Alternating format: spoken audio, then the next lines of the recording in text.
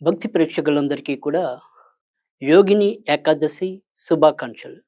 యోగిని ఏకాదశి ఎప్పుడు అని అనుకుంటున్నారా?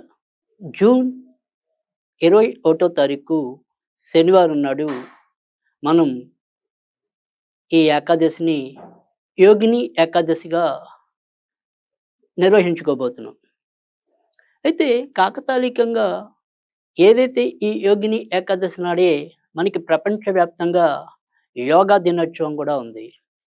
యోగా, యోగిని తరువాత మరి ఇదే రోజు మనకి అంతర్జాతీయ సంగీత దినోత్సవం కూడా ఉంది. ఇక్కడ యోగా దినోత్సవం గాని, తర్వాత సంగీత దినోత్సవం గాని, అంటే యోగా దినోత్సవంలో మనం సాధారణంగా యోగా అంటే యోగాసనాలు చేసుకునేది కదా! ఆ యొక్క దినోత్సవం. ఈ యోగాసనాలు దేనికోసం ఉద్దేశించబడ్డాయి? మన యొక్క శారీరక ఆరోగ్యం కోసం, మానసిక వికాసం కోసం మనం యోగాసనాలు వేయటం అభ్యసం చేస్తూ ఉంటాం. అలాగే సంగీతం ద్వారా కూడా కొన్ని కొన్ని రుగ్మతల్ని దూరం చేయొచ్చు అని చెప్పి కూడా వివిధ అధ్యయనశీలురు తెలిపి ఉన్నారు. మరి ఈరోజు యోగిని ఏకాదశి కూడా దానికి కోసమే నిర్వహించుకునే ఏకాదశి. అంటే మనకి ఏదైతే శారీరక అనారోగ్యము, మానసిక క్లేశాలు ఏవైతే ఉంటాయో వాటి నుంచి మనని రక్షింపజేసేదే ఈ యొక్క యోగిని ఏకాదశి. ప్రతి ఏకాదశి కూడా మనం విష్ణు స్వరూపాల్లో వివిధ అంశాల్ని స్మరించుకోవటం, పూజించుకోవటం జరుగుతూ ఉంటుంది. అందుకు ఇప్పుడు ఏకాదశి కూడా మినహాయింపు అయితే ఏమి కాదు. మరి ఈ ఏకాదశి ఎవరిని ఉద్దేశించి ఈ పండగ చేసుకుంటున్నాం? ఎవరిని పూజించవలసిన ధర్మం మనకి హిందూ ధర్మం తెలియజేసి ఉంది. ఆ వివరాలు తెలుసుకుందాం.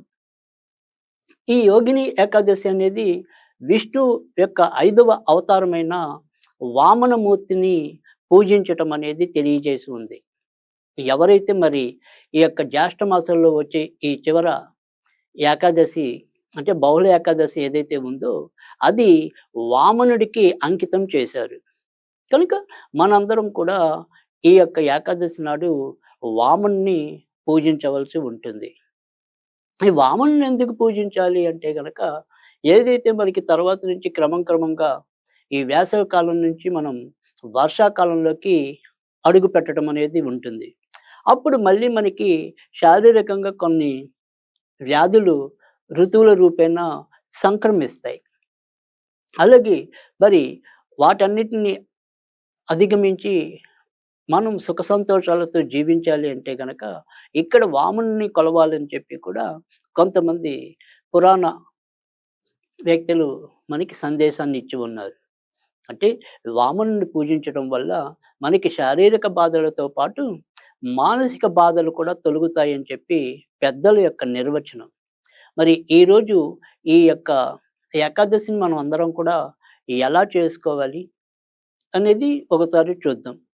దీని ఫలితం అనేది మీకు మొదటే చెప్పాను. అయితే ఇప్పుడు నేను చెప్పబోయే పరిహారంలో ముఖ్యంగా ఇటు శారీరక, మానసిక బాధలు తొలగటమే కాకుండా మరి కొంతమందికి ప్రత్యేకమైనగా ఏవైతే కొన్ని కొన్ని సందర్భాలు, సమస్యలు ఉంటాయో వారందరినీ కూడా దృష్టిలో పెట్టుకుని ఈ యొక్క ఏకాదశి పరిహారాన్ని మీకు అందించడం జరుగుతోంది. నా యొక్క జ్యోతిష అనుభవంలో మరి కొంతమంది అమ్మాయిలు లేదా మహిళలు వారి యొక్క భర్తలు వేరే వారితో వేరే రకంగా సంబంధం పెట్టుకోవటం వల్ల అనేక రకమైన మానసిక క్లేశాలని అనుభవిస్తూ, ఏవండి మాకు మా భర్త నుంచి ఈ రకమైన పీడ ఎప్పుడు తొలుగుతుంది? మళ్ళీ మేమిద్దరం కలిసి హాయిగా ఎప్పుడు సుఖిస్తాం? ఏంటండి మాకిలాగా జరిగింది? ఎవరైనా మందు పెట్టారా? లేదా ఇంకేటైనా చేశారా? ఎందుకు మా ఆయన అటు మార్గంలోకి మళ్ళుతున్నారు అని చెప్పి కూడా కొంతమంది వాపోతూ ఉంటారు. మరికొందరు మా ఆయన చాలా సుగుణాభిరాముడండి. చాలా మంచివాడు. అందరికీ చేతనైన సహాయం చేస్తాడు. కానీ ఆయనకున్న ఒకే ఒక్క బలహీనత తాగుడండి అని. కనుక ఇలా ఒక్కొక్కరికి ఒక రకమైన సమస్యలతో పాపం మహిళలు వారి యొక్క సంసార జీవితంలో కొన్ని దుర్భరమైన బాధలు అనుభవిస్తూ ఉంటారు. చక్కగా, హాయిగా, ఆనందంగా గడవవలసిన వారి సంసారాల్లో ఈ రకమైన ఏదో రకమైన వ్యసనాల బారిన పురుషులు పడటం వల్ల వారి సంసారాలు చిన్న భిన్నమైపోతూ ఉంటాయి. వాళ్ళని చూస్తే చాలా జాలేస్తూ ఉంటుంది. ఒక వెలుగు వెలగాల్సిన వీరు ఎందుకిలా ఒక తుఫానొచ్చినట్టు, ఒక ప్రళయం వచ్చినట్టు, వారి కాపురాల్లో ఇలాంటి ఇబ్బందులొస్తున్నాయని చెప్పి నేను కలత చెందుతూ ఉండటం అనేది కూడా జరుగుతూ ఉండేది. అయితే మనకున్న ఏదైతే ఈ పరిహారాల ప్రకారంగా ఉండేవి గాని, వివిధ పురాణాల్లో వారికొచ్చే సందర్భాల వల్ల అయితేనేమి, ఇలా ఎన్నో రకాలైన పరిహారాల్ని అన్వేషిస్తూ, మరి పెద్దలు నిర్వహించిన వాటిని కూడా వారి అనుభవ సారాన్ని ఆఘ్రానిస్తూ, ఇలా పరిహారాలు అందించడంలో కూడా ఒక రకమైన ప్రత్యేకత కోసం పాకులాడటం అనేది కూడా జరుగుతూ ఉంటుంది. అంటే మనం ఎవరికీ చెడు చేయక్కర్లేదు. చెడు చెయ్యకూడదు కూడా. కనీసం మనం ఇప్పుడు ఏదైనా చెప్పిన ఒక పరిహారం ఉందంటే 10 మందికి 10 రకాలుగా ఒక్కోసారి 10 మందికి కూడా అది ఉపశమనం కలిగించకపోవచ్చు. కానీ కనీసం 10 మందిలో నలుగురికో, ఐదుగురో ఈ రకమైన బాధ నుంచి వారు విముక్తి చెందితే నాకు అంతకంటే ఆనందకరం మరొకటి ఉండదు. ఆ రకంగానే నేను ఈ యొక్క పరిహారాలు అందించడానికి నా వంతు నేను ప్రయత్నం చేస్తూ ఉంటాను. అంతే తప్ప ఇవేవో మూఢనమ్మకమనో, వీళ్ళు ఇలాగే చెప్తారనో, వీరేదో వ్యాపారశాలలో పోతారనో నా ఉద్దేశం కాదు. నన్నెరిగిన వారెవరు కూడా ఆ రకంగా కూడా ఆలోచన చేయరు. నాకు కావాల్సిందల్లా ఎంతో కొంత వారి యొక్క జీవితాల్లో ఏదో రకమైన ఉపశమనం పొందటం అనేది ముఖ్యం. కనుక ఇక్కడ మనం నమ్మి చేయటం వల్ల మహా అయితే మీకు రోజుకి ఒక 5 నిమిషాల సమయాన్ని నేను పాడు చేసిన వాడినవుతానేమో మీ యొక్క జీవితాల్లో. కానీ ఈ 5 నిమిషాలు మనం ఒక 40 రోజులేసుకుంటే 45 నిమిషాలు 200 నిమిషాలు అంటే గట్టిగా మీరు మీ జీవిత కాలంలో 3, 4 గంటల మించి కష్టపడరు. సో, మనం అనేక రకాలైన మన యొక్క సమయాన్ని దుర్వినియోగం చేస్తూ ఉంటాం. అందులో మరి ఇదేమి పెద్ద దుర్వినియోగ కాలం కాదు. మేమేమి లక్షలు, కోట్లు ఖర్చు పెట్టించే పరిహారాలు కూడా మీకు తెలియజేయటం లేదు.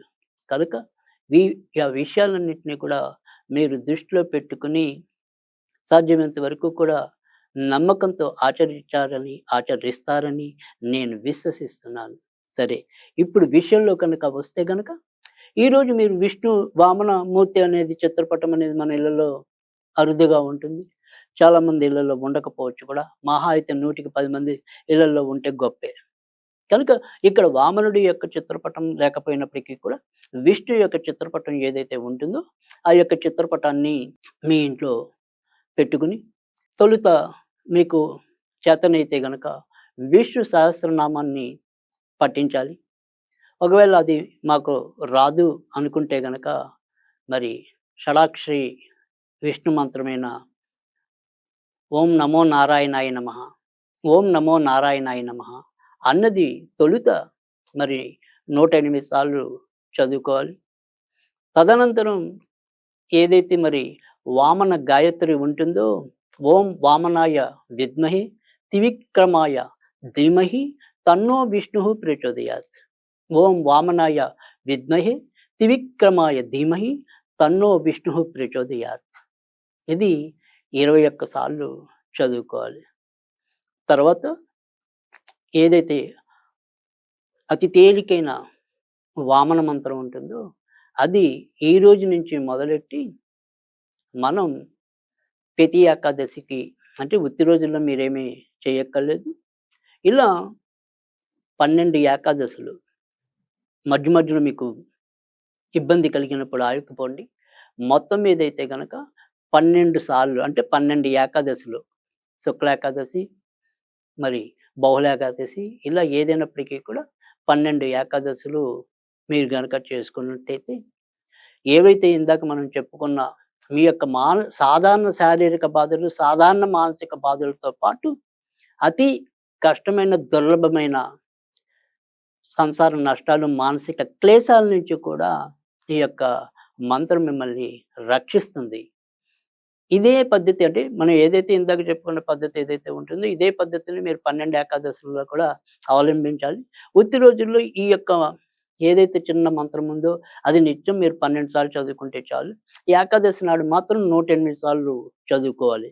అది ఏంటి అంటే గనక ఓం నమో భగవతే వాసుదేవాయ వామనమూర్తయే నమః. ఓం నమో భగవతే వాసుదేవాయ వామనమూర్తయే నమః. ఈ రకంగా చాలా తేలికైన, ఎటువంటి బీజాక్షరాలు లేని చాలా సులభ సాధ్యమైన మంత్రం. దీన్ని మీరు అనునిత్యం కూడా పఠించుకోవచ్చు. అయితే ఇందాక చెప్పినట్టు ఏంటంటే 12 ఏకాదశుల నాడు ఇది 108 సార్లు పఠించి మీరు వెంకటేశ్వర స్వామి లేదా విష్ణుమూర్తి లేదా విష్ణు స్వరూపంగా మీ ఇంట్లో ఏ ఫోటో ఉంటే ఆ ఫోటో అక్కడ 5 ఒత్తులతో నేతి దీపం వెలిగించాలి. అలాగే మీరేదైనా సరే ప్రసాదంగా పెట్టగలిగితే కేసరి గాని, తొక్కుడు లడ్డు గాని ప్రసాదంగా నివేదించి, మీకున్న శారీరక బాధ అయితే శారీరక బాధ, మానసిక బాధ ఉంటే మానసిక బాధ, ఏ రకమైన బాధ ఉందో ఆ బాధని మీ యొక్క సంకల్పంలో చెప్పుకొని, దీని నుంచి నాకు త్వరగా విముక్తి కలిగించవయ్యా అని ప్రార్థిస్తూ, ఈ రకమైన పరిహారాన్ని మీరు ఆచరించినట్టయితే తప్పకుండా సాధ్యమైనంత తొందరలోనే మీ యొక్క జీవితాల్లో వెలుగులు ప్రసరిస్తాయని మనస్ఫూర్తిగా నమ్ముతున్నాను. మరి ఇది ఈరోజు మన ఏకాదశి యొక్క పరిహార విశేషాలు.